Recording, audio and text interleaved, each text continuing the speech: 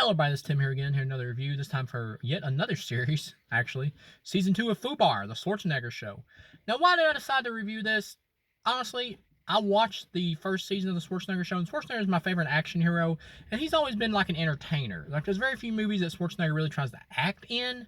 Like, lately, when he's in his older age, he did try to do some dramas with like the Maggie one and then the airplane one. I think it was Aftermath, which I actually think he was good in both those. Like, Schwarzenegger can work as an actor if he's used appropriately by a director who knows how to use him and what he can do. Even in like Terminator 2, his acting was really good in that for what he was supposed to do in that film.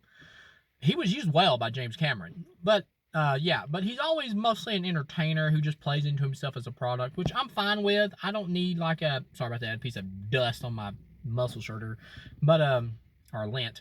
But yeah, I'm fine with that. Him just being an entertainer and just wanting to embrace himself and what people love about him. I'm cool with that. And then that's pretty much how we got FUBAR, which is kind of supposed to be like a take on like True Lies and what Schwarzenegger did with True Lies and everything. I get it. It's supposed to be similar to that, but the first season just totally missed what made True Lies work. This season misses it as well, and the show has been canceled. Even when I watched the original like first season, I was like, I'm not sure how long this show will last. The first season pretty much just coasted on Arnie's popularity, got people to see it, and it got a lot of views because of that, but it was pretty weak. So after it was over and it came to the season 2, which took 2 years to get, way too long. So when it got here, I think a lot of people were just either didn't even remember the series or they were just checked out because, yeah, they just didn't like the first season, the result of it after they watched it. And this season really isn't much better. You got Carrie-Anne Moss in here, who's like a former love interest of Arnold, who's kind of a villain here, but by the end, she helps save the world and everything. And I will say her and Arnold actually have good chemistry. And you get a funny scene at the end with Arnold where he has to like deactivate this thing by putting the code in. And the code is like this popular saying from the 90s. And you find out what it is. Arnold goes, "What's up?" That was kind of funny. Like Arnold doing comedy, he is funny when it comes to like comedy and stuff. And like I said, when you watch an Arnold movie, when a movie has Arnold in it or a show has Arnold in it, if he's the star, it becomes an Arnold movie or Arnold product. You watch it from a point of view of an Arnold movie or Arnold product to see if it gives you what you want in that vein. And I will say that's kind of the problem with this show is it just doesn't really work. Because right off the bat, you're going to compare it a lot to True Lies. And the reason True Lies works and this doesn't is because in True Lies, the missions were serious and the comedy came from the, like, at-home, like, family drama and stuff. That's where the comedy came from. Like, Schwarzenegger thing, his wife was cheating on him and everything, all that. That's where the comedy came from. And, like, Bill Paxton's over-the-top, asshole, slimy character who just wants to sleep with women and lies to them all the time. That's where the comedy came from. Here, everything's a joke. That's why they miss it. Like, at the CIA that they work for and everything, it's all a joke. Like, they make them mess around with puppets and everything. It's just a complete comedy. Like, the show is not an action comedy. It's a comedy show with action, and that's the reason it doesn't work. Unlike True Lies, which was action with comedy. That's the reason that movie worked. And it had the right balance. When it comes to a Schwarzenegger film, you want to see the action first and the comedy second if it's trying to recapture True Lies. And that's the reason this doesn't work. Jay Birchall's character or whatever, he has like almost nothing to do in this. And now there's the dude who is like the now ex or whatever of Arnold's ex-wife who he's back together with in this season, who she just like cheated on her new man or whatever with Arnold at the end of the first season and got back together with him. And here her and Arnold are back together. And at the end of the first season, like all the information got let out on the web or whatever of all the missions and stuff they'd been on. So I thought going to this season they'd be like on the run or something. Like all the people who bought the information about them would be like after them and everything, like all the old enemies. It would just be like, you know, action comedy, while the characters would, you know, kind of bond more and all that and everything. But no, it's just focused on Carrie-Anne Moss, really, and you don't even really get anything played up about the fact that all their information was out there or sent out there. Like at the main end of the show, like the last episode, you see Carrie-Anne Moss is like going around and killing the people who bought the information, and that's it. So she just gets rid of it right there, and there was never really anything to do with it. They didn't really do nothing with it. It's like they didn't even care about the ending of that last one. So like I said, and it's just a comedy show. It's just comedy. That's the reason it doesn't work. There's no action or cool action set pieces and everything for the most part. It's just like all comedy. I did laugh, though, at this one scene where Schwarzenegger chokes this dude to death with like a fire hose, and then after he chokes him with it, he goes, "You've just been hosed." That did make me laugh because the way Arnold said it, that was funny. But yeah. It just doesn't work, like I said, because it's just all comedy, and it's like Looney Tunes comedy, like extremely wacky comedy. One scene though was kind of hit or miss for comedy wise for me, where Arnold was in this submarine with his daughter or whatever, the woman playing his daughter, and she's like hallucinating him as a puppet, and he's hallucinating her as a little girl. That was kind of funny, hit and miss wise. It was wacky and silly and Looney Tunes-esque, but it kind of made me laugh. And then Travis Van Winkle's character or whatever, who was like the dude that Schwarzenegger's daughter like kind of like pretty much cheated on her soon-to-be husband with or whatever with this dude because she kissed him. Nothing ever went further than that, but still, she cheated. So he's here and he's got like his whole plot is basically just a joke with a pig that he gets, and eventually the pig like rams a vehicle like through a building and runs over this bad guy that's about to kill him. I'm like, okay, you're pushing the wacky Looney Tunes comedy just way too much. It's just not my style. It just doesn't work that well in live action. It just doesn't. Then you got this other character who is kind of a bad guy who actually winds up being the main villain at the end. And I forgot how he even died. It's just this random dude that you kind of get the idea is working for Carrie Ann Moss, but he winds up being the one at the end who's actually came up with everything, evidently. And he keeps having this comedy where he's like, I have a crush on your daughter, Schwarzenegger. And he keeps talking about, oh, I love you, we're going to date. And that's just his whole running joke through the whole season. I was so tired of that. I just was waiting for somebody to just like break his nose. And like I was talking about, like Jay Birchall's character, who basically got, like Schwarzenegger's daughter was going to marry him, right? Claims she loved him. Then she cheats on him with Travis Van Winkle. Then he ends up having to be on the run with Schwarzenegger. Them, not even on the run, but having to live under the same roof with all of them. And then by the end of this one, he has to be shipped off for more witness protection to like a random foreign country for like a bunch of months. And while Schwarzenegger's daughter is like walking by or whatever going, I'm sorry. And he's like, I'm sorry I ever met you or whatever. And it's just played for laughs. But looking at it realistically, it's like, I mean, you look at it in terms of the show and the guy's character because he's just kind of like an average nice guy, even though he is kind of a puss, way too much of a puss. But when you watch the show, you're like, you feel sorry for this dude. Like his whole life was ruined by this girl who he was in love with, that he wanted to marry, you know, that he was cared about tremendously, really wanted to be with. And she destroyed his entire life.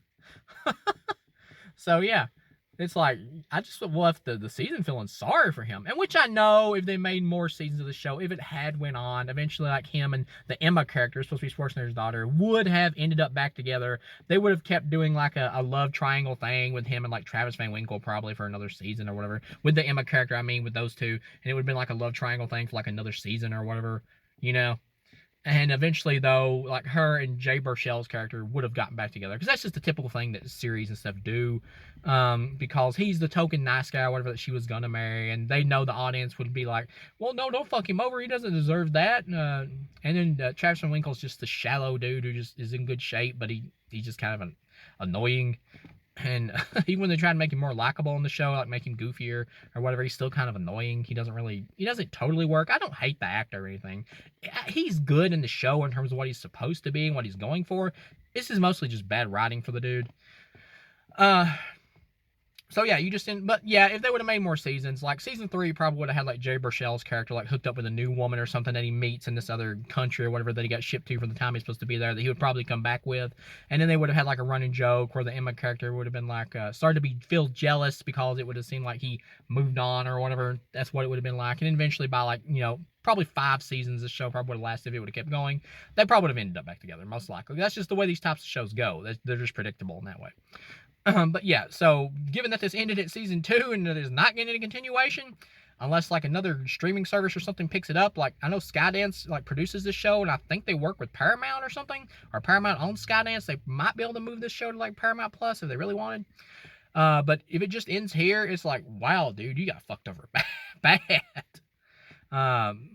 And then, like I said, yeah, the guy who was like dating Schwarzenegger's wife or whatever, who was like a total non-character in that first season, and now her and Schwarzenegger are back together after she cheated on him, her new man, with Schwarzenegger. So in season 2, she's back together with Arnold, and so he's just there, and he's just used for like comedy relief, where he's walking around with his ass hanging out all the time because he's just depressed all the time. But you don't know nothing about this character. He's never developed or anything. He's just there as like a one-note joke, so he just comes off mostly kind of annoying.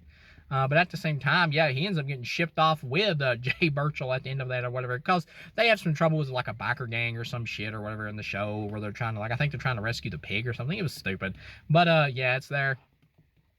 So his character gets extremely fucked over too.